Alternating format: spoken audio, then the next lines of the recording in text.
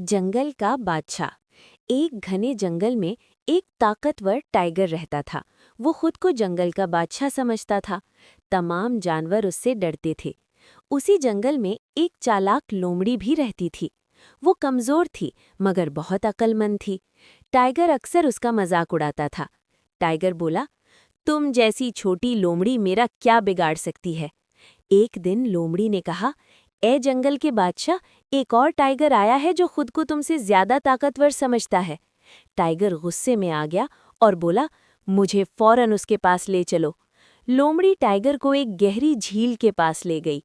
लोमड़ी बोली, देखो, वो रहा तुम्हारा दुश्मन। टाइगर ने पानी में अपनी परछाई देखी और उसे दूसरा टाइगर समझ बैठा।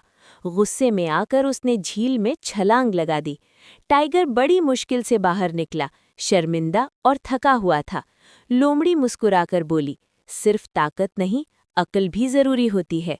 सबक यानी मॉरल, अक्ल ताकत से बड़ी होती है।